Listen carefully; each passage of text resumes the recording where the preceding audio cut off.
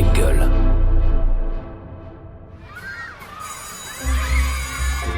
Quand j'étais petite, je voulais être...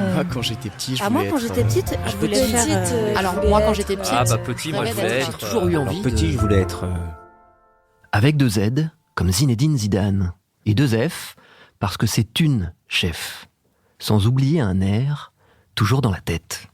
Alors non, pas besoin de présenter cette chef d'orchestre qui dirige en France, comme à l'étranger, aux côtés des plus grandes personnalités du monde musical, et qui se distingue par la variété des répertoires qu'elle propose. Non, on ne présente plus celle qui a créé, à tout juste 20 ans, il y a plus de 20 ans, l'Orchestre Symphonique Divertimento, dont l'activité est ancrée dans la vie culturelle de la Seine-Saint-Denis depuis 1998. Mais qui connaît les premiers pas jumelés et cadencés de cette Parisienne aux origines algériennes ? Oui, qui connaît l'enfance de cette femme engagée dont l'ambition ultime est de créer des lieux où les enfants, quel que soit leur contexte familial et social, aient accès à la musique. Eh bien vous, j'espère, après avoir écouté cet entretien avec Zaya Ziouani. Bonjour Zaya. Bonjour. Et merci d'avoir accepté d'être une nouvelle enfant d'Allons Enfants. Ma première question, c'est cet hymne, la Marseillaise. Est-ce que vous l'avez déjà dirigé ? Ah oui, je l'ai déjà dirigé plusieurs fois et j'en ai d'ailleurs un souvenir très ému d'un concert que j'avais donné au Stadium de Lille. C'était pour une belle et grande émission pour France Télévisions. Et donc, où je l'ai dirigé avec un grand orchestre, avec 11 000 chanteurs. Donc, ça reste... peut-être que je suis même d'ailleurs détentrice de ce record de la plus grande chorale en France. Mais bon, au-delà de cette petite anecdote, oui, je l'ai déjà dirigé et c'est vrai que c'était quelque chose de très fort et... Voilà, parce que c'est aussi cet hymne qui représente la France, ce pays où je suis née, où j'ai grandi, donc avec toute la symbolique que ça porte. Et puis en plus, à l'époque, quand je l'avais dirigé, c'est vrai que c'était quelques jours après les attentats de Manchester, donc il y avait aussi un climat très compliqué, très tendu, et donc à un moment donné de se retrouver autour de ce moment, tous fédérés autour de notre hymne national, c'est vrai que ça avait aussi une portée encore plus forte. Donc oui, je l'ai déjà dirigé, et donc j'en garde un souvenir très ému. Allez Zaya, on va commencer, si vous le voulez bien, par le commencement. Vous êtes donc née le 27 juin 1978 dans le 14e arrondissement de Paris, à la maternité Notre-Dame de Bon Secours. C'était un mardi. Que pouvez-vous nous dire de plus sur le jour de votre naissance ? Je sais que c'est un mardi. Ce que je peux vous dire, c'est que c'est un jour que j'ai partagé avec ma sœur. Donc, c'est déjà quelque chose d'assez particulier. Et donc, en effet, ma sœur jumelle et moi-même, on est une équipe. On a beaucoup, on a grandi ensemble. En plus encore que d'avoir grandi, évolué ensemble, c'est vrai qu'on s'est aussi beaucoup soutenus l'une et l'autre pour arriver à réaliser aussi nos rêves, de devenir musicienne, d'évoluer dans ce milieu de la musique qui est pas simple quand on connaît pas forcément les codes aujourd'hui. Et puis, ce que peut-être je peux retenir aussi de quelque chose d'un petit peu rigolo, c'est que souvent, quand je suis en France, on me renvoie beaucoup à vous êtes d'origine algérienne, franco-algérienne. Souvent même, on me demande si je suis née en Algérie, alors qu'en fait, je suis née à Notre-Dame de Bon Secours et qu'à l'époque, ce sont aussi des sœurs qui ont aidé ma mère à accoucher. Donc voilà, je trouve que c'est aussi assez peut-être rigolo comme symbole. Non, je suis née au cœur de Paris, dans les bras de bonnes sœurs. Donc c'est ça aussi que j'avais envie peut-être d'exprimer par rapport à mon jour de naissance. En tout cas, ce 27 juin 1978, 2 personnes s'en souviennent très bien. Comme elles sont nées prématurément et sous césarienne, donc ça a été très difficile pour moi puisque j'ai pas pu voir les filles pendant 15 jours parce qu'elles ont été transférées à l'hôpital Ambroise Paré qui était à Boulogne. Malheureusement, ça a été vraiment difficile. En principe, Zaya devait naître en 2e position si tout s'était passé normalement. Mais comme c'était par césarienne, donc c'est elle qui est passée en premier. Vous savez tout du coup. Oui, alors oui, en effet, c'est vrai que ça révèle aussi la force de mes parents, de ma mère qui a été forcément toujours très... Et puis, je pense qu'on a aussi une tradition dans notre famille avec des femmes qui sont fortes. Ma mère forcément, ma grand-mère aussi. Donc, je pense qu'il y a aussi cet héritage qui vient de là. Et puis, notre père aussi qui a été toujours très présent et qui... Du coup, bon, on l'aurait pas forcément entendu, mais quand justement on n'était pas forcément dans le même hôpital que notre maman, qui faisait les allers-retours, qui s'occupait de nous beaucoup et qui s'est toujours d'ailleurs beaucoup occupée de nous et est très présente dans notre éducation, dans notre instruction. Et puis voilà, et puis après, bon, avec cette histoire assez rigolote, alors qui nous fait rire avec ma sœur, où je l'ai coiffée au poteau à la naissance, voilà. Même si, voilà, c'est pas forcément ce qui est le plus important, mais bon, voilà, c'est vrai que notre naissance, elle a été assez éprouvante, mais en même temps, je pense qu'elle a aussi beaucoup, elle nous a aussi peut-être permis d'avoir un esprit soudé dès le début, et c'est ce que je retiens aussi de toute mon enfance, du coup. Et vous parlez aussi de cette adversité, du courage de votre mère, de votre grand-mère, de votre papa, mais vous aussi, c'est peut-être un premier rendez-vous dans la vie qui va justifier, ou en tout cas expliquer, ce caractère qui est aussi le vôtre. En effet, dès le début, forcément, de naître prématuré, de devoir un peu lutter pour survivre, quelque part, peut-être qu'en effet, cette ténacité, cette pugnacité, elle vient aussi de là. Et en même temps, comme je vous le disais tout à l'heure, le fait d'avoir aussi traversé ces moments-là avec ma sœur en famille, ça a aussi construit aussi cette unité qui est très propre à notre famille et dans laquelle moi, j'ai aussi besoin de me retrouver. De se retrouver en famille. Alors c'est vrai que c'est bien de réussir dans sa vie professionnelle, mais il y a aussi c'est important d'accorder aussi du temps dans sa vie à d'autres choses. Et pour moi, la famille, c'est quelque chose de très important et ça a été très structurant dans mon enfance.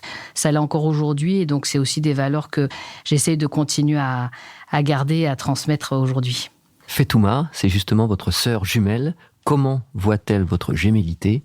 On l'écoute. C'est vrai que nous, on a toujours eu ce sentiment avec Zaya que en fait, c'était normal d'être deux et que c'était les autres qui étaient tout seuls, enfin qui naissaient seuls, qui étaient entre guillemets pas normaux. Donc du coup, cette gémellité, nous, on s'en est toujours beaucoup forcément servi déjà pour s'aimer, évidemment, mais aussi pour se soutenir l'une et l'autre, pour à la fois les belles choses qu'il y a dans la vie, évidemment, et puis aussi les moments qui peuvent être plus difficiles, que ce soit le parcours des études, parcours scolaire, et puis même aujourd'hui le parcours professionnel aussi, parce que même si on voit que nos carrières professionnelles à l'une et l'autre avancent bien, c'est pas sans mal. Donc c'est vrai que le fait d'être aussi toutes les deux nous a donné beaucoup de force, nous en donne encore beaucoup et je pense aussi que notre réussite, elle vient aussi beaucoup de là. Oui, tout est dit en fait. C'est vrai que depuis le début, en fait, on est deux et c'est une force qui nous a permis d'évoluer. Alors, forcément, on a chacune notre personnalité. Alors, même si on se ressent beaucoup physiquement, on est deux personnalités très différentes aussi, avec nos forces, nos fragilités, nos qualités, nos défauts aussi. En fait, on a souvent été pas à l'endroit où on était attendu. Alors, c'est quelque chose qui peut paraître un peu étrange, mais j'ai le souvenir que souvent, dans mon enfance, que ce soit à l'école, que ce soit à la musique, c'est vrai que nous, on était des grosses bosseuses, nos parents qui étaient là derrière, donc on a souvent eu de très bons résultats, que ce soit à l'école, que ce soit à la musique aussi. Donc souvent, on nous entendait dire ah bon, mais tiens, pour des jeunes filles de Seine-Saint-Denis, tiens, en musique, c'est vrai qu'à l'époque, il y avait très peu d'enfants qui avaient des origines sociales et culturelles aussi différentes. Comme on peut l'entendre. Enfin, c'est vrai que des jeunes filles qui avaient notre parcours et avec des parents qui venaient d'Algérie, il n'y en avait pas du tout dans le milieu musical et au conservatoire. Donc, on nous a toujours entendu dire, on vous attendait pas là, on s'attendait pas à ça. Tiens, pour des jeunes filles de banlieue, vous en sortez bien. Donc c'est vrai que quelque part... C'était bien d'être deux. C'était bien d'être deux, pour pouvoir affronter tout ça, même si Fetouma a beaucoup de tempérament et de force, et moi j'en ai aussi de mon côté, et on mène beaucoup de projets ensemble et puis beaucoup aussi chacune séparément parce qu'on tient aussi à avoir par ailleurs une certaine aussi autonomie l'une et l'autre. Mais c'est vrai que d'avoir été à deux, ça a été une force. Et moi, je suis en effet convaincue, comme l'est Fetouma, qu'on ne serait pas arrivés là l'une comme l'autre si on n'avait pas été toutes les deux. Parce qu'il y a eu des moments où ça a été dur, où par exemple, moi quand je passais des concours, elle travaillait aussi beaucoup à côté pour me soutenir, inversement. Quand il y en avait une qui vivait un moment plus compliqué, elle était soutenue par l'autre. Et c'est vrai que cette force-là, par rapport à toutes les difficultés qu'on a rencontrées, toutes les idées reçues, les préjugés qu'on a rencontrés, en effet, c'est ce qui nous a permis de traverser ça le mieux possible. Et puis, on reste une équipe. Alors, ça reste une force, tout comme ça reste aussi parfois compliqué. de s'affirmer vis-à-vis du monde extérieur en étant aussi deux individus différents, parce que la gémellité, depuis qu'on est petite, parfois on nous appelait les jumelles, rarement Zaya et Fetouma, on nous appelait tout le temps les jumelles. Donc il y a eu un moment où il a fallu aussi s'affirmer, c'est pour ça que c'était très bien que moi je fasse la direction d'orchestre, Fetouma du violoncelle, et que chacune en ait notre propre voix, pour montrer qu'on était aussi deux individus différents, avec nos points de vue différents, nos engagements différents, et qu'on avait aussi cette force sur laquelle on se retrouvait justement aussi. Chacun sa voix, même si elle se ressemble. Oui, exactement. De manière assez surprenante. Zaya, pourquoi vos parents vous ont-ils donné ce prénom ? On écoute la réponse. Écoutez, on a cherché là des prénoms de chez nous, naturellement. On voulait pas de doublons dans la famille. Voilà. Et puis, on a trouvé plusieurs petits noms que, bon, on n'était pas d'accord. Et puis, c'est toujours pareil, j'avais quelqu'un de la famille qui était là à Paris, qui me disait, le prénom de Zaya, c'est... Oui, puis comme c'est disons, porte-bonheur, c'est gaieté, voilà. On est tous tombés d'accord. Un prénom porte-bonheur.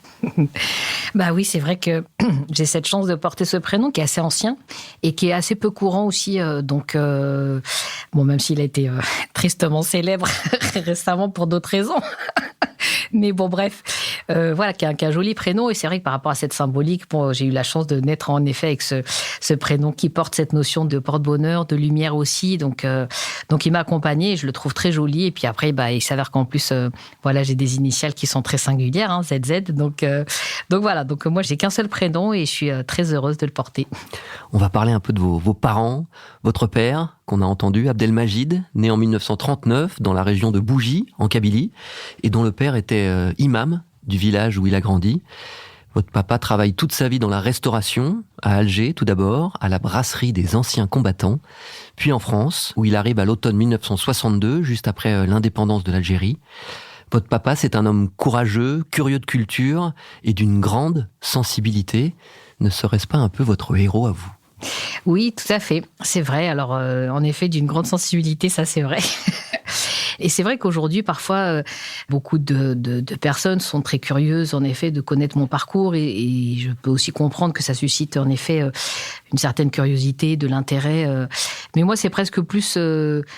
sur lui que je trouve qu'il faudrait en effet porter de l'attention, faire un film, raconter l'histoire, parce que voilà, il est né dans les montagnes en Algérie, il n'a pas eu la chance d'aller à l'école comme nous, et en même temps, c'est une des personnes les plus instruites que je connaisse, qui est aussi très curieux par nature, qui a su à la fois évoluer en venant ici en France, en étant toujours fidèle à ses racines, à sa culture, et en même temps en ayant aussi cette intelligence d'être curieux ici en France et de mieux connaître la culture du pays qui l'accueillait. Donc c'est quelque chose qui nous a fait partager depuis qu'on est petit, donc à la fois de grandir en France en étant respectueux de la vie en France, des valeurs, de cette culture dans laquelle on a grandi, française, en étant aussi très fidèle à nos racines et à nos attaches. Et donc moi je trouve que c'est quelque chose, c'est un équilibre, un très bel équilibre qu'il a réussi à trouver, qui n'est pas forcément évident, et voilà, où aujourd'hui on s'interroge beaucoup par rapport à des tas de générations de personnes qui sont venues de l'étranger, et donc de leur capacité, ou en tout cas la capacité de la France à avoir su les intégrer ou pas. Enfin voilà, tous ces questionnements-là, je trouve que mon père, n'ayant pas été à l'école, a réussi malgré tout à faire ça de façon très intelligente, avec notre maman bien évidemment. Et puis voilà, et même s'il n'a pas pu aller à l'école, il a su aussi être curieux, être dégourdi. Il allait au concert, il a écouté la radio, il a appris lui-même à lire tout seul. Quand on était petit, on lisait tous les jours Le Monde, parce qu'il tenait vraiment absolument à ce qu'on soit à l'aise dans la lecture, et puis qu'on commence à découvrir le monde. Alors, enfin, le monde dans sa globalité, la planète, en lisant le journal Le Monde. Mais même si, bon, on était, je pense, un peu petits à l'époque pour ça, mais c'est pas grave. On en garde quand même des souvenirs rigolos de ces épisodes-là. C'est à la fois lui, mon héros, parce que voilà, je trouve que c'est un bel exemple de force, de sagesse aussi, et puis aussi de curiosité. Voilà, sa curiosité pour le monde, moi, je la trouve fascinante, et c'est ce que j'essaye aujourd'hui, moi, de transmettre à ma fille, de transmettre aux jeunes avec lesquels je travaille, d'avoir envie justement de découvrir le monde, et puis de l'interroger aussi, surtout. Et puis voilà, et évidemment, tout à l'heure on en parlait aussi, des femmes, alors ma mère aussi, ma grand-mère beaucoup. Donc voilà, donc je pense que franchement, on a eu la chance de grandir dans une famille avec quand même des beaux modèles. Votre maman, justement, Lila, née en 1947 à Bouzarea, dans la banlieue d'Alger, issue d'une famille de fermiers, elle a été bercée par les musiques des films égyptiens et par la musique andalouse qu'elle écoutait à la radio. Après avoir fait des hautes études, elle va devenir fonctionnaire au ministère de la Justice à Alger. Votre maman, quel type de femme est-elle et qu'avez-vous hérité d'elle ?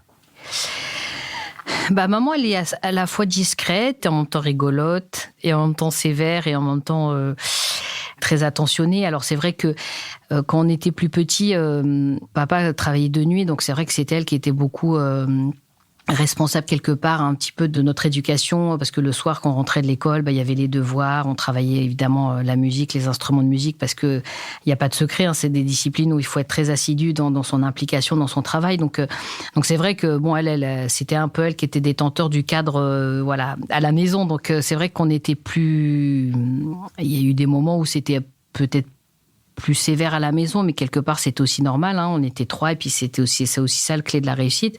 Et en même temps avec maintenant je la découvre aussi grand-mère avec nos enfants, avec un côté très affectueux, très espiègle, très rigolo, avec beaucoup d'humour qu'elle avait quand on était plus jeune, mais que je découvre aussi maintenant.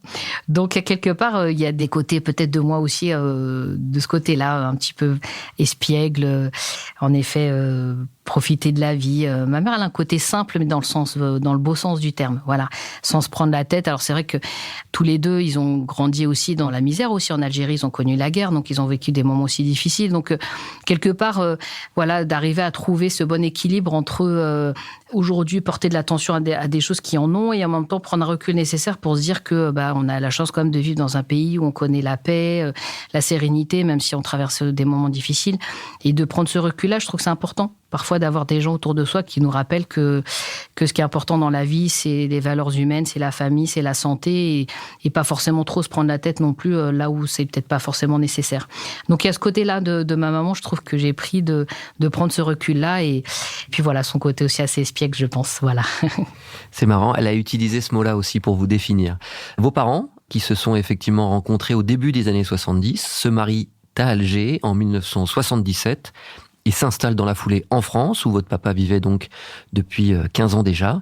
Vous passez les 3 premières années de votre vie dans le quartier du parc Montsouris, dans le 14e arrondissement de Paris. Puis, après la naissance de votre frère Mehdi, en avril 1980, votre famille part s'installer à Pantin, dans le 93, et c'est là où vous allez grandir.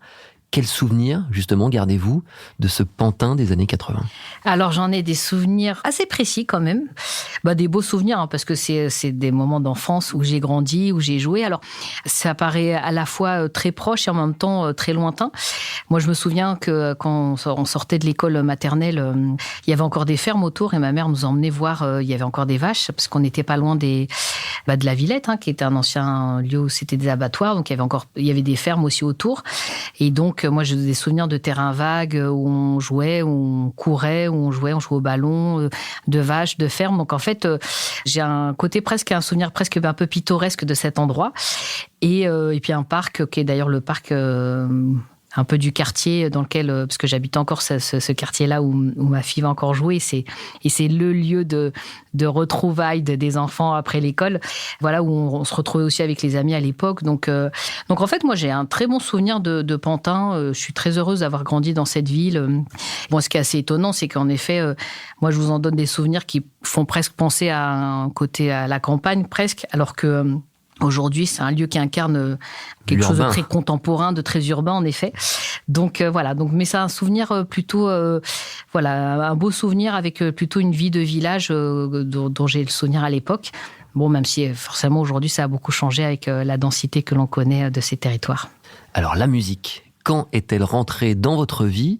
Peut-être plus tôt que vous ne l'imaginez. À leur naissance, je me rappelle quand on les avait ramenés à la maison, c'était les vinyles à cette période-là, je sentais quand même qu'elle, avec les yeux, la tête, comme si elle cherchait quelque chose, quoi. Et elle s'était apaisée. C'était mes vinyles à moi que j'avais. J'avais un vieux tourne-disque, principalement les de Mozart à l'époque. Oui, Schubert. La 5e, la 9e, les concertos. Le numéro 5 par Beethoven, et symphonie Jupiter de Mozart. Bon, mais quand j'écoutais un concerto de Beethoven ou de Mozart, moi, ça m'est arrivé d'avoir des larmes aux yeux, quoi. Bah oui, bon, papa, il est sensible, on en a parlé. Et c'est vrai qu'il est touchant parce que à chaque fois même qu'on fait les concerts, on sent qu'il est vraiment très ému, très touché. Donc, et c'est vrai que la musique, en effet, moi, je peux pas vous dire quelle est la première fois où j'ai écouté de la musique, parce que ça a toujours fait partie de notre vie, en fait. Et papa et maman, ils parlent de la naissance, mais je pense même avant, en fait. Voilà, on a toujours écouté de la musique, voilà. Donc, du coup, ça a été principalement de la musique classique, même si on écoutait aussi parfois d'autres styles de musique. Papa nous est parfois écouter aussi des chants kabyles, maman aussi de la musique classique arabe, mais aussi d'autres choses, parfois de la chanson française aussi. Donc, mais c'est vrai que ça a été quand même la musique classique qui a été très présente à la maison.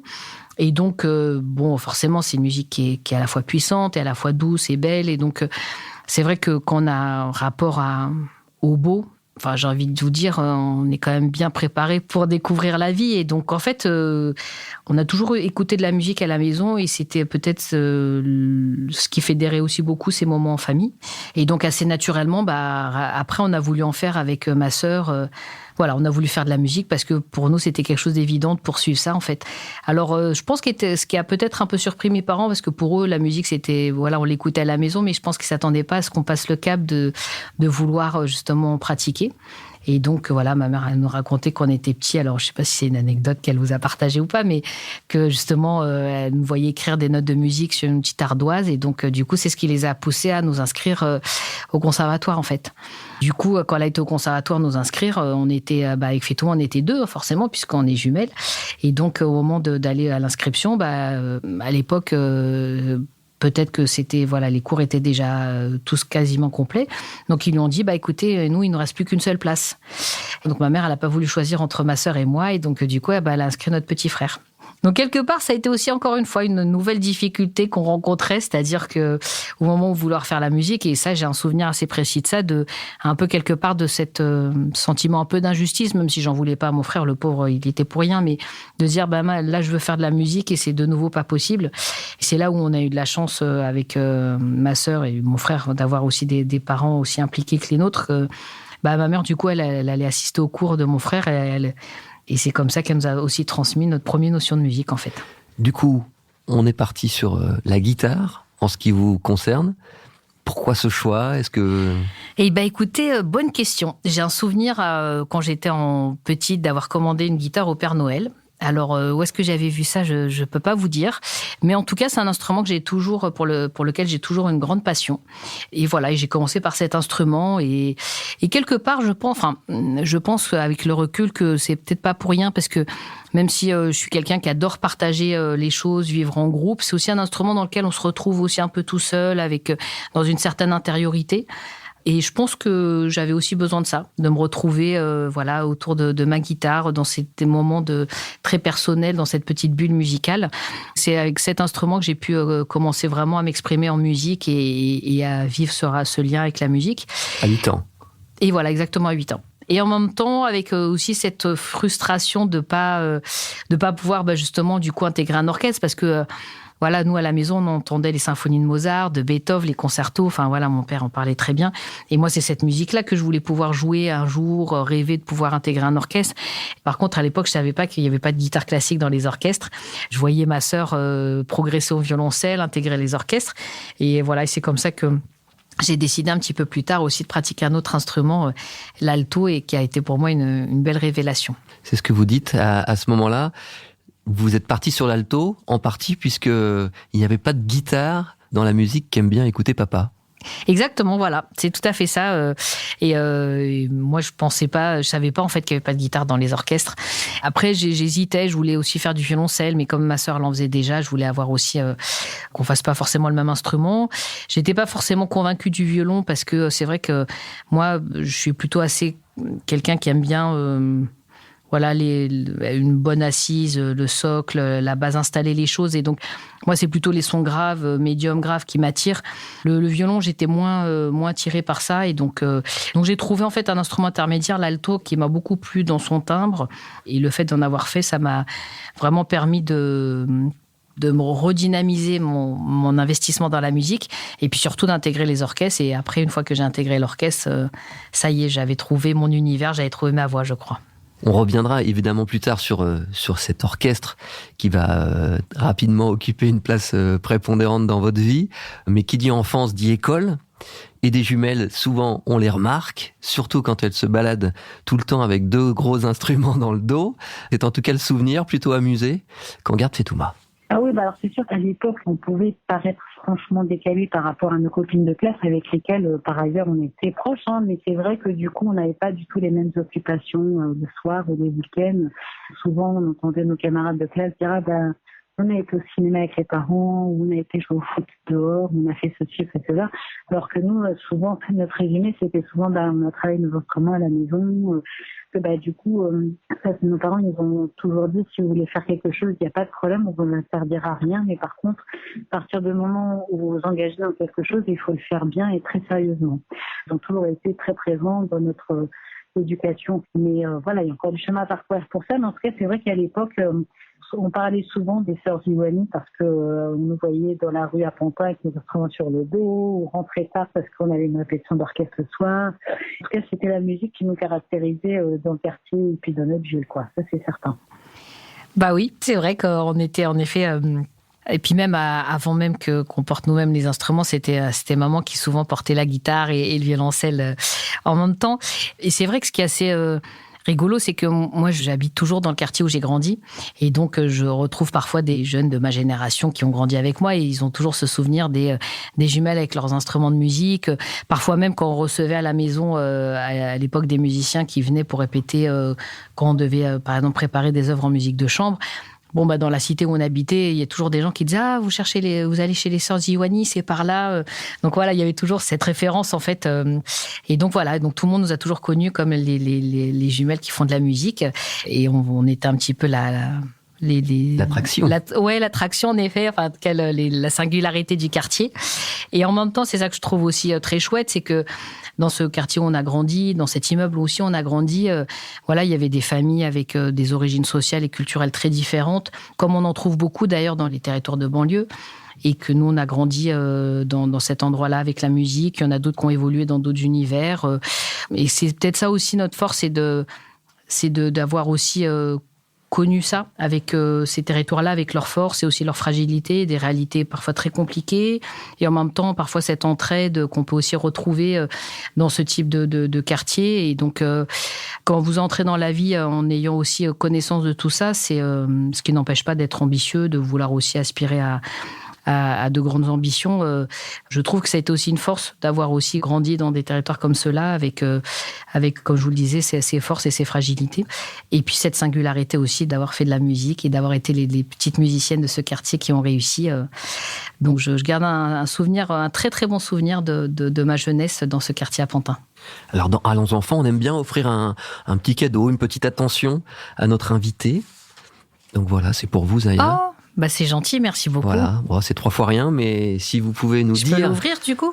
Vous l'ouvrez et puis surtout, vous nous dites ce que c'est. Alors je l'ouvre. Il est très beau ce papier, en plus. Alors, je suis désolée, je suis venue sans rien moi aujourd'hui. Ah non, mais c'est normal. Alors... Oh, Michael Jackson. Eh oui, c'est un autographe de Michael Jackson. Enfin, une photo de l'autographe. Oui, j'ai aussi beaucoup aimé écouter du Michael Jackson. Il n'y a pas que de la musique classique. Ouais, non, il n'y avait pas que de la musique classique. Alors, c'est vrai que mon frère aussi, Mehdi, parce qu'on a peut-être un peu moins parlé, mais on a un frère qui est un peu plus jeune, qui du coup... Alors lui a fait aussi beaucoup de musique et est passionné de sport aussi, de natation. Et c'est vrai que nos parents, en fait, ne savaient pas nager. et n'était pas du tout musicien. Donc c'est vrai que en fait on a tous fait beaucoup de natation et beaucoup de musique, et nous on s'est orienté avec Fetoua dans la musique et notre frère dans le domaine sportif, puisqu'il en a fait à haut niveau, et puis que maintenant il est entraîneur de natation. Et donc voilà, et c'est vrai que lui c'était un passionné de Michael Jackson, donc en fait il avait reçu un disque lors d'un de ses anniversaires, et puis du coup on n'arrêtait pas d'en écouter. Et voilà, et moi j'ai adoré. Et puis même plus tard d'ailleurs, dans certains projets que j'ai faits sur des concerts un peu plus grand public, j'ai même travaillé à ce qu'on arrange des musiques de Michael Jackson pour orchestre. Donc parce que d'ailleurs c'est même très très bien écrit, et moi je trouve que j'aime bien me ressourcer dans d'autres musiques, et notamment avec les musiques de Michael Jackson. Alors pourtant, c'est un autre musicien dont vous aviez également le poster dans votre chambre, qui va très certainement changer votre vie. Ce chef d'orchestre roumain, Sergiu Celibidache. Cette rencontre, c'est un tournant. Oui, ça fait partie en effet des belles personnes qui ont jalonné mon parcours. Et alors bon, c'est vrai que ça peut paraître un peu surréaliste. Alors bon, comme un jeune qui pratiquerait le tennis et qui un jour rencontre Nadal, voilà, il y avait quelque chose d'assez improbable en fait dans cette rencontre. Et en effet, même si à l'époque j'étais jeune et que j'ai grandi en Seine-Saint-Denis dans mon quartier, que voilà, j'écoutais du Michael Jackson, j'avais aussi des préoccupations qui étaient celles des jeunes de mon âge, et voilà, je faisais du sport et en même temps j'adorais la musique, et en effet cette découverte de l'orchestre, de l'univers de l'orchestre déjà dans un premier temps, et le fait d'avoir fait de l'alto, ça m'a permis vraiment d'intégrer l'orchestre au centre, et donc vraiment de le découvrir de l'intérieur avec tous les instruments. Et surtout de découvrir ce que c'est un chef d'orchestre, parce que je connaissais pas du tout en fait ce métier, ce que ça représentait. Et donc, parce qu'on le rappelle, la position d'alto oui, dans l'orchestre permet aussi d'être aux premières loges. Tout à fait, d'être vraiment tout devant le chef d'orchestre, en effet. Et c'est vrai que cette position-là, je pense que c'est pas pour rien. Je pense, ça doit être peut-être un signe du destin, de l'univers, je sais pas, mais voilà. Voilà, exactement, et de me retrouver devant le chef d'orchestre, et j'ai commencé tout de suite à avoir cette passion pour ce métier, pour cette fonction-là, et de me dire qu'est-ce que ça représente, qu'est-ce que ça veut dire. Donc j'ai commencé à emprunter des partitions, et ce qu'on appelle le conducteur d'orchestre, les partitions du chef d'orchestre, où on retrouve justement toutes les parties de tous les instruments de l'orchestre, et ça me permettait comme ça de mieux comprendre pourquoi quand le chef d'orchestre nous disait en répétition qu'il fallait écouter à cet endroit le thème de la clarinette, ou là telle nuance. Et donc petit à petit j'ai commencé à m'intéresser à ce que c'est un chef d'orchestre, les partitions, et donc du coup à regarder avec mon père aussi des documentaires sur les chefs d'orchestre. Et à l'époque il y en avait un qui existait sur les grandes figures de la direction d'orchestre au XXe siècle, et où on parlait évidemment de grands chefs d'orchestre comme Karajan, Carlos Kleiber et Celibidache. Et moi, Sergiu Celibidache, il m'avait fasciné parce que je trouvais qu'il y avait un rapport assez authentique à la musique, un côté très naturel. J'avais l'impression quelque part de retrouver presque le même rapport que mon père avait avec la musique, c'est-à-dire un côté très authentique, très instinctif, très naturel, sans fioriture. Sans fioriture, sans se prendre la tête, sans arrogance, en fait. Alors, même si, Celibidache, c'était aussi une personnalité avec un énorme ego, comme beaucoup de chefs d'orchestre à cette période-là. Mais c'est ce côté très authentique, son rapport à la musique, que je trouvais fascinant et qui m'avait intéressée. Et pourtant, voilà, j'étais pas très vieille à l'époque, j'avais 15-16 ans. Et voilà, et donc j'avais son poster dans ma chambre. Et puis bon, il avait aussi un côté très charismatique. C'était un homme très élégant aussi. Donc je pense que sa personnalité m'avait aussi beaucoup marqué. Puis un jour, j'ai vu qu'il était de passage à Paris à donner des cours publics. Et voilà, il y avait un de nos professeurs au conservatoire de Pantin qui, par ailleurs, était assez proche de l'univers de ces chefs d'orchestre-là. Donc, il nous avait proposé d'aller écouter les masterclass, et donc ce que j'ai fait. Et puis j'ai été assidue, j'ai été assistée à plusieurs masterclass des cours publics avec orchestre. Et voilà, et à force d'y être assidue, d'être intéressée, il y a son assistant qui m'avait proposé justement de participer à un stage de direction d'orchestre. Mais à l'époque, c'était en auditeur libre. Hein. Moi, je pensais même pas peut-être un jour essayer. Et donc, on nous avait proposé avec ma sœur, pour gagner notre gîte et notre couvert, de nous accueillir dans ce stage-là, mais de participer à l'orchestre pour être les musiciens qui servent quelque part de cobayes pour les jeunes apprentis chefs d'orchestre. Et puis voilà, et c'est à ce moment-là que, lors de ce stage-là, que j'ai commencé, mais de façon assez un peu fortuite, parce que quelque part, moi, j'étais malgré tout, même si j'avais quand même une certaine assurance dans la vie, le fait d'entendre toujours c'est un métier qui est pas fait pour les femmes, c'est pas fait pour les femmes, de nous renvoyer un peu. Et puis à l'époque, j'étais adolescente. Quand on est adolescent, qu'on vit dans un quartier en Seine-Saint-Denis avec toutes ces réalités-là, où à chaque fois on nous renvoie le fait que la vie elle va être difficile, qu'on va peut-être pas forcément réussir, que croire en des grandes ambitions c'est pas forcément fait pour tout le monde.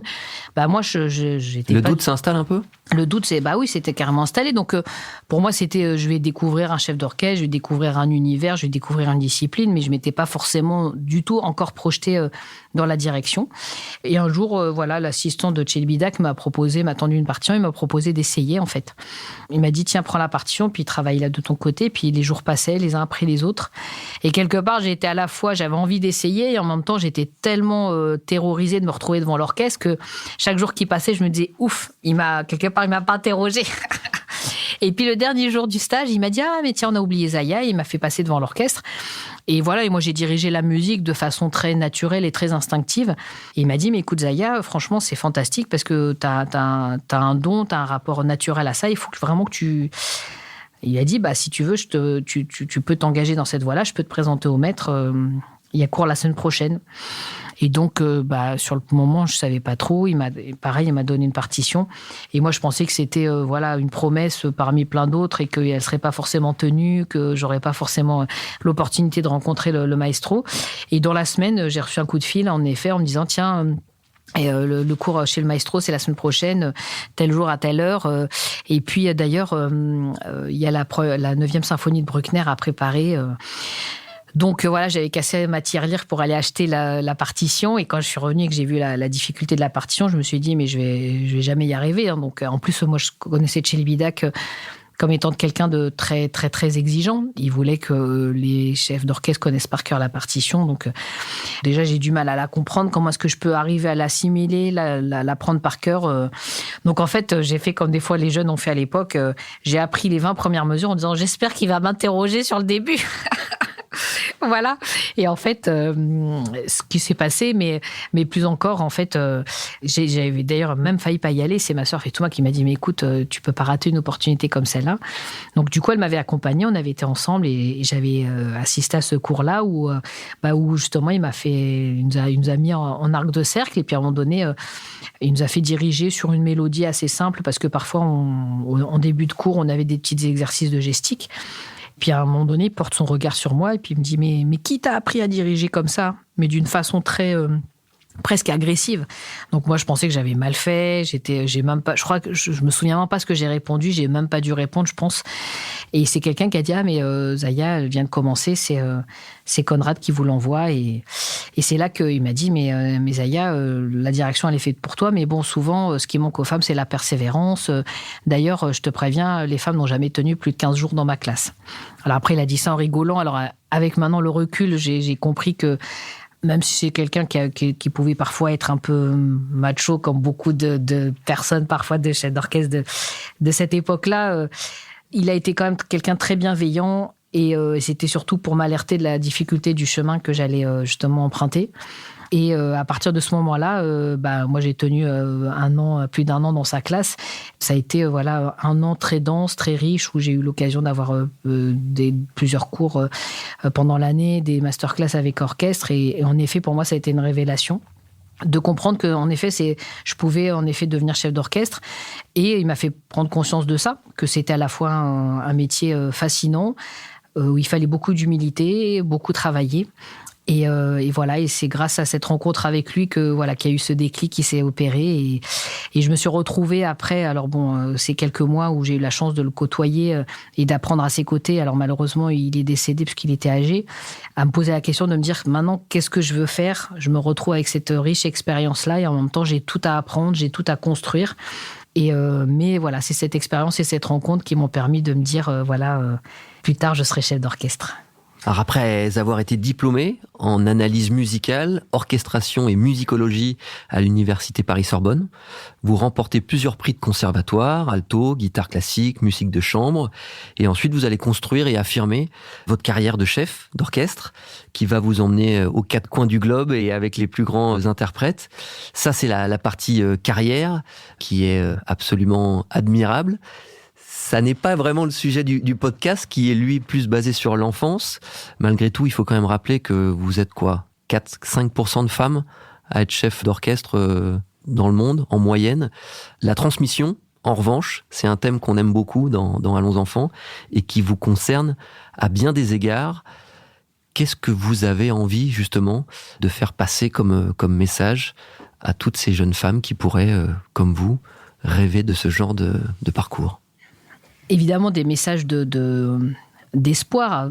Aujourd'hui, moi, je reste convaincue que, de par mon parcours et puis de ce que je rencontre tous les jours, qu'il y a du talent dans tous les jeunes, dans tous les enfants. Après, il faut pouvoir l'exploiter, ce talent, et que en musique, comme dans beaucoup de disciplines, pour se faire plaisir, il faut progresser. Pour progresser, il faut travailler.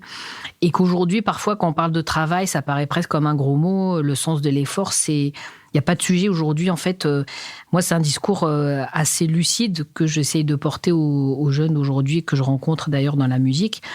Et en même temps, de dire qu'on peut tous y arriver. Et que quand on travaille, qu'on s'investit, on a toujours des résultats. Et donc, c'est ça qui est important. Et qu'il faut s'engager, et il faut surtout se faire confiance.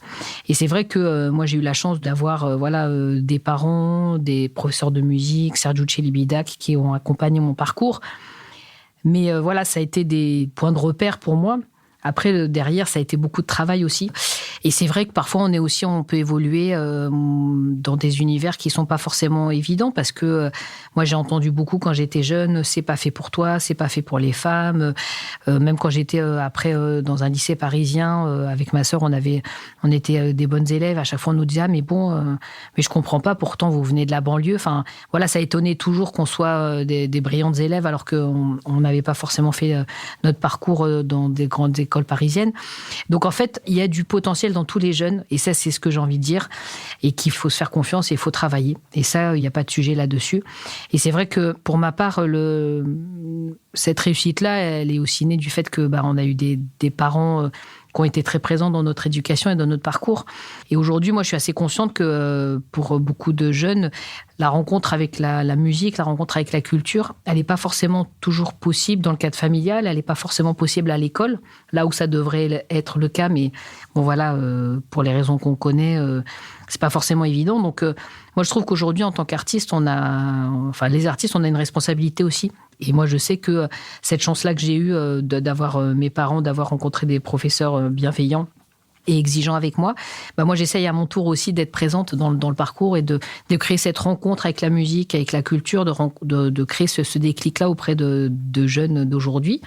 Et donc, c'est pour ça que je suis très attachée à faire en sorte que la musique, elle soit présente sur tous les territoires, et qu'on ne pense pas que la musique classique, ça reste encore cette musique qui ne peut être accessible qu'à une catégorie de personnes plutôt âgées, plutôt d'une catégorie socialisée.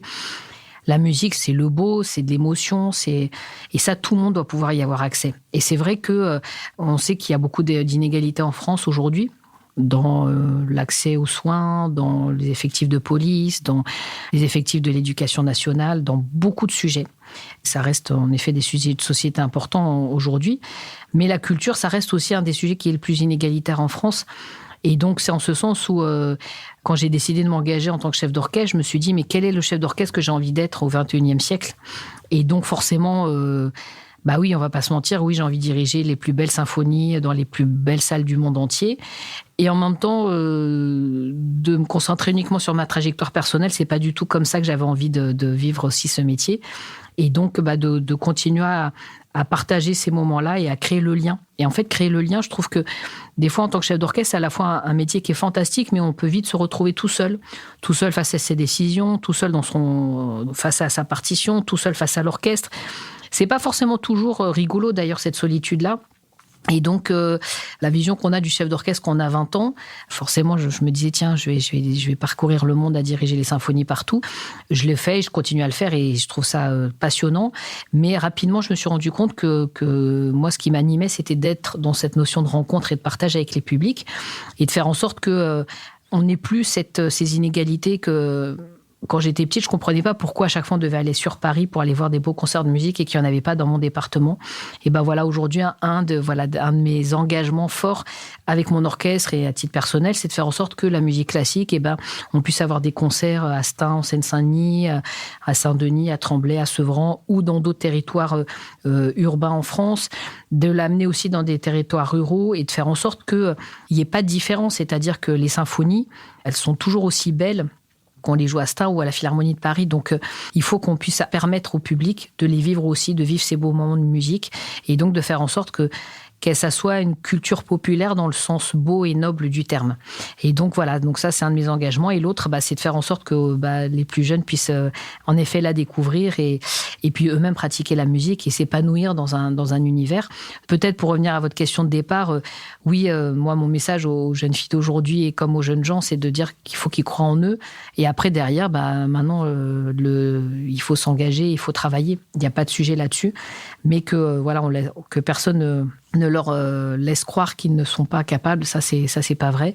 Et aujourd'hui, je vois plein de jeunes qui, après plusieurs années de pratique musicale dans ces territoires-là, en Seine-Saint-Denis ou autres, ne sont pas forcément tous devenus musiciens professionnels, et c'est pas là le propos, mais par contre sont tous devenus des personnes accomplies, épanouies, et surtout ont réussi à aller là où ils voulaient aller. Et donc, certains avaient envie d'être médecins, avocats, ingénieurs, éducateurs sportifs, infirmiers, peu importe en fait les choix de vie. Mais ils y sont arrivés parce que la musique leur a permis de comprendre qu'ils avaient un potentiel et qu'ils étaient capables. Et ça, c'est quelque chose qui est important aujourd'hui. Et je trouve que la confiance en soi, elle fait parfois défaut auprès des jeunes générations. Et je peux comprendre au regard des situations complexes qu'on a traversées et des territoires où ils vivent. Et donc, voilà, c'est ce que j'essaye aussi de faire passer comme message avec aussi le fait que la musique c'est beau et que c'est chouette aussi d'en écouter tous ensemble. Alors évidemment, vous faites référence à Divertimento, cet orchestre que vous allez créer et diriger en 1998. Vous avez tout juste 20 ans.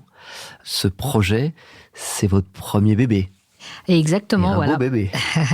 Ouais, ça a été en effet mon premier gros projet et c'est vrai le gros projet de mon engagement professionnel, parce que justement, en effet, par rapport à tout ce qu'on vient de se dire sur ce chef d'orchestre que j'avais envie d'être.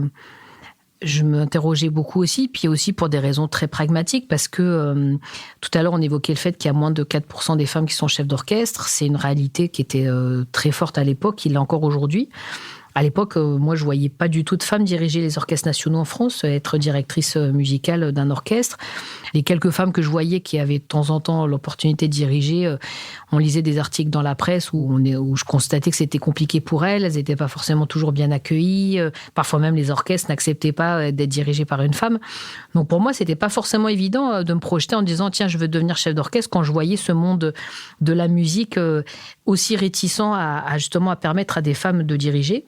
Et puis aussi, faut avoir en tête que c'est un héritage, l'orchestre symphonique qui pendant très longtemps, au XXe siècle, les orchestres étaient uniquement masculins. Il y a moins de 30 ans, il y a des orchestres en Europe où les femmes étaient interdites. Donc c'est vrai que dans des univers qui étaient encore très masculins, la figure d'autorité qui est le chef d'orchestre, c'est vrai que c'est difficile de concevoir que ce soit une femme à l'époque et parfois encore maintenant. Et donc moi j'ai vite compris que du coup, si j'attendais qu'on m'appelle pour diriger un orchestre, je risquais d'attendre longtemps. Déjà parce que j'étais une femme et aussi parce que en étant jeune, parce que pendant longtemps c'était un métier parfois qu'on abordait dans une deuxième partie de carrière. Et quand je lisais aussi les articles dans la presse, je voyais un jeune chef d'orchestre a été nommé à la tête de l'orchestre de Radio France. Quand je lisais la bio du chef d'orchestre, il avait 45 ans. Bon, c'est jeune, 45 ans, il n'y a pas de sujet. Mais je me disais, mais moi j'ai envie de diriger avant d'avoir cet âge-là. Donc c'est vrai que il y a eu une réflexion où je me suis dit bon Zaya, de toute façon c'est pas tout de suite que tu seras amenée à diriger. Il faut aussi prouver que tu es capable de diriger. Et puis c'est vrai que moi j'ai été passionnée par les œuvres tout à l'heure on parlait de Beethoven, des symphonies de Beethoven, Brahms, Tchaïkovski, tout le répertoire du XXe siècle, Debussy, Ravel, Stravinsky, c'est vraiment mon répertoire de prédilection. Et donc, c'est aussi ceux qui nécessitent des effectifs les plus importants. Donc, les 4% de femmes chefs d'orchestre dont on parle tout à l'heure, souvent c'est sur des répertoires qui nécessitent parfois des effectifs moins importants, mais je pense qu'on est encore peut-être moins de 2% à diriger des orchestres avec des gros effectifs symphoniques, en fait. Donc, moi, je me suis dit, il faut montrer que c'est possible. Et donc, Pour moi, c'est important de créer un orchestre pour pouvoir justement développer les idées que j'avais envie de développer. Donc voilà, au XXIe siècle, cette musique qui peut être présente dans tous les territoires, partagée par des publics avec toutes les diversités, qu'elles soient sociales, culturelles ou intergénérationnelles. Voilà, faire en sorte que ça soit une culture commune que l'on peut partager tous ensemble. Et puis aussi de montrer qu'une jeune femme, elle pouvait aussi diriger, même si j'avais peut-être pas forcément la maturité peut-être musicale d'un chef d'orchestre de 50 ans, mais que j'avais aussi par ailleurs d'autres qualités et que j'étais aussi capable de diriger le grand répertoire symphonique. Donc la création de l'orchestre Divertimento, c'est né de toutes ces réflexions-là. Et donc quelles sont les grandes... C'est 70 musiciens ? Oui. Avec une parité aussi ? Tout à fait. Il y a quelques grandes règles en lettres d'or qui sont là aussi pour défendre des idées. Oui, oui, c'est vrai. Alors au début, l'orchestre, c'est vrai que ça a été aussi quelque part aussi un lieu de rencontre. Alors tout à l'heure, je parlais de fédérer des publics, en effet, dans la salle. Mais au sein de l'orchestre, moi, j'avais aussi envie que ça soit un orchestre qui ait aussi un visage différent. Et à l'époque, moi, j'enseignais l'orchestre au conservatoire de Stein et puis dans un conservatoire à Paris, et je voyais des jeunes qui avaient alors Stein c'est en Seine-Saint-Denis à côté du Stade de France, et je voyais des jeunes passionnés par la musique en Seine-Saint-Denis, mais qui sortaient pas beaucoup de leur ville et de leur quartier, et je voyais des jeunes à Paris passionnés par la musique et qui eux-mêmes ne sortaient pas beaucoup de leur arrondissement.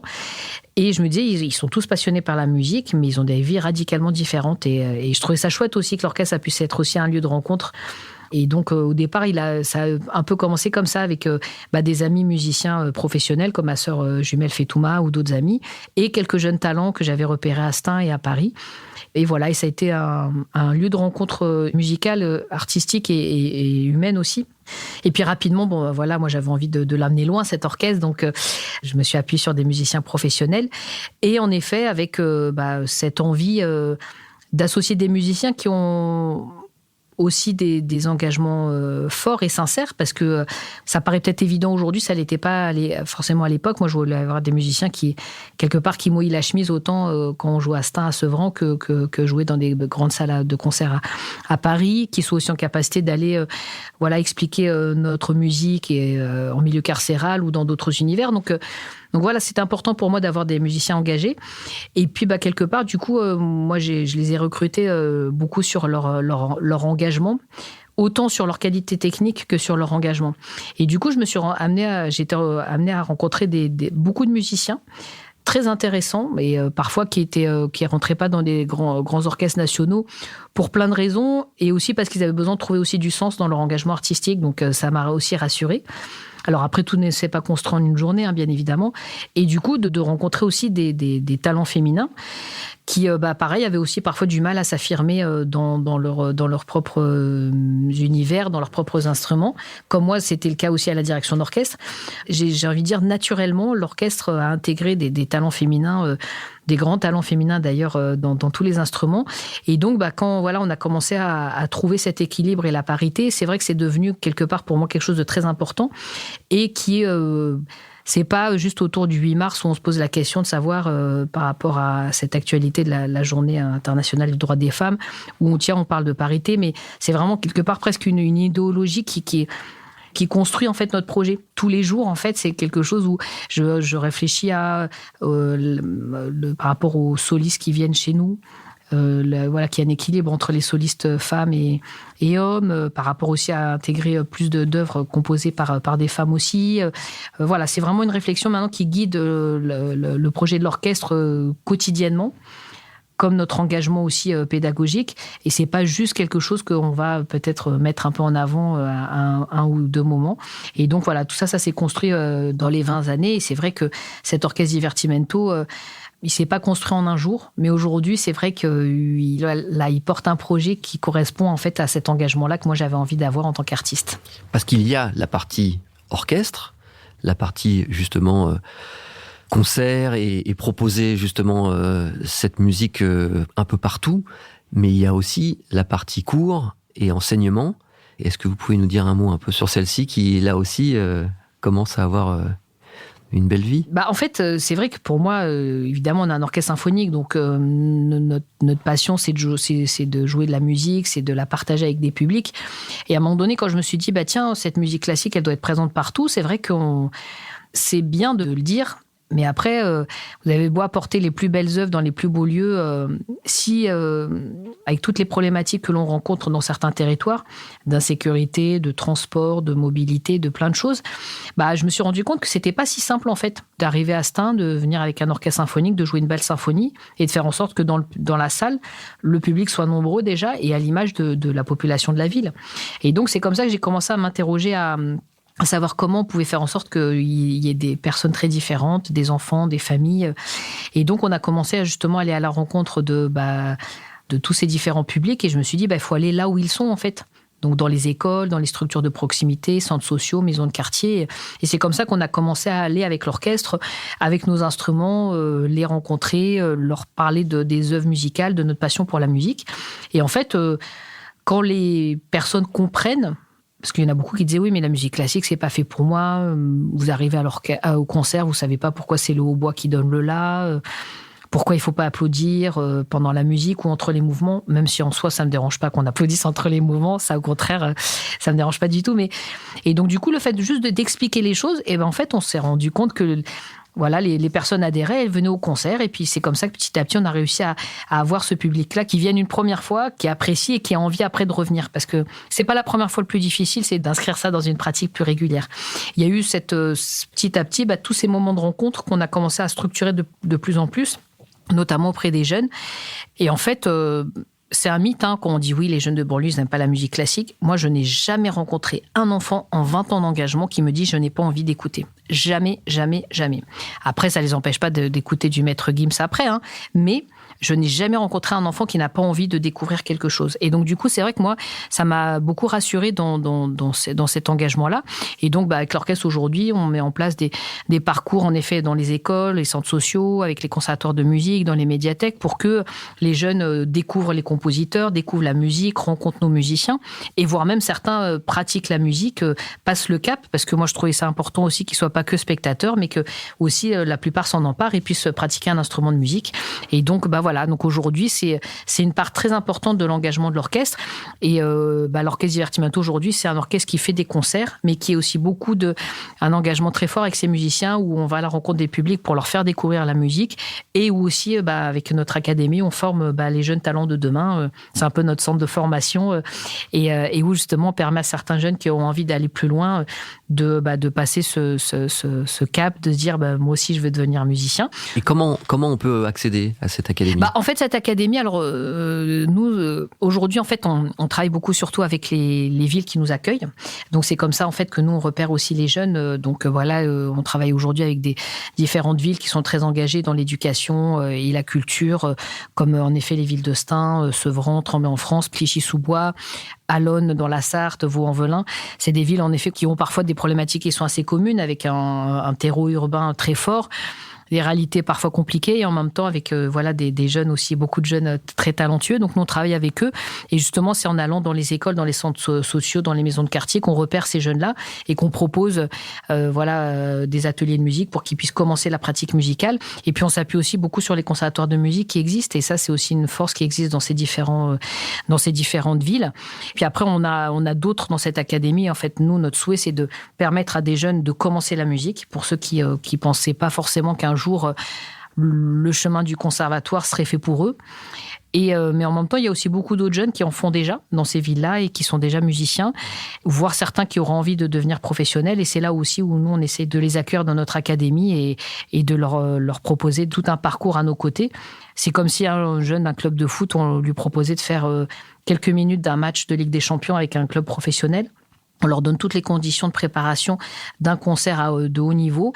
Et pendant 1 an, ils travaillent beaucoup avec leurs professeurs, avec nos musiciens, et pour après venir quelques minutes sur la fin d'un concert, partager un programme avec nous, et qu'ils comprennent ce que c'est l'engagement, l'excellence, le fait en musique, on n'a le droit qu'à une seule fois. C'est comme à la compétition aux Jeux Olympiques, on court la course qu'une seule fois, il faut être bon tout de suite. Et voilà, c'est aussi des valeurs qui sont importantes pour des jeunes d'aujourd'hui, pour évoluer dans la société, dans le milieu professionnel. Toutes ces valeurs-là, nous, on essaye de les partager avec eux, de leur transmettre dans le cadre de notre académie. Donc c'est beaucoup des partenariats qu'on a avec les conservatoires et les villes, mais parfois on accueille aussi des jeunes qui à titre individuel ont envie justement de partager ces moments avec nous. Donc voilà, donc s'il y en a qui nous écoutent et qui ont envie de nous rejoindre, qu'ils n'hésitent surtout pas. Parce que pour moi, c'est important aussi qu'on retrouve cette diversité de parcours dans les jeunes qui écoutent la musique, mais aussi dans ceux qui la pratiquent. Et que maintenant, dans 20, 30 ans, 40 ans, 50 ans, quand on regarde les orchestres professionnels en France, et ben voilà, on voit aussi des profils qui sont à l'image de notre société. Alors, il faut beaucoup de temps pour former un jeune musicien. Donc, c'est pour ça que ça prend du temps. Mais je pense que voilà, si on commence dès maintenant, on aura des résultats rapides. Zaya, pour conclure, la question un peu signature d'Allons enfants, qu'auriez-vous envie de dire à la petite Zaya, celle qui entrait peut-être pour la première fois au conservatoire de Pantin, si elle était là maintenant face à vous? C'est une bonne question. J'aurais envie de lui dire peut-être de se poser moins de questions, de se faire confiance, tout simplement, parce que franchement, par rapport au parcours que j'ai eu, je changerais pas grand-chose. Même je changerais rien, je pense. Mais c'est vrai que il y a eu des moments où beaucoup de doutes, notamment à la période de l'adolescence, en étant jeune adulte, et de dire surtout lâche pas et fais-toi confiance. Je pense que c'est le petit message que j'y aurais fait passer. Un grand merci, Zaya, de votre venue. On est très heureux de vous compter parmi les enfants d'Allons enfants. Et tout est possible. Tout est possible, exactement. Merci à vous en tout cas de votre accueil. J'étais ravie aussi de partager ces moments avec vous. Allons enfants est un podcast Engel présenté par Romain Ballan. Abonnez-vous pour découvrir nos prochains épisodes. Production et réalisation, Raphaël Fruchard. Ingénieur du son, Thomas Gabriel. Coordination de production, Alix Pénichon.